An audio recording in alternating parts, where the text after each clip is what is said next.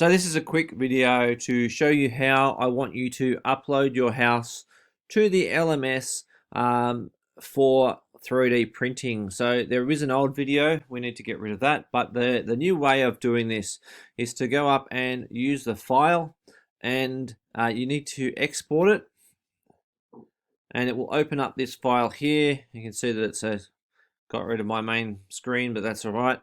And I'm going to give it a name.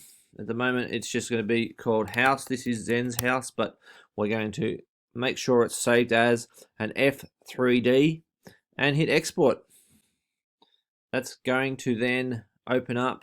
Yep, is ready, show in folder, and there it is there on OneDrive, and it's just basically uploaded to there, and that's the file you want to upload. So it didn't give me the option for some reason of asking me where I wanted to save it, but that's what it's done there.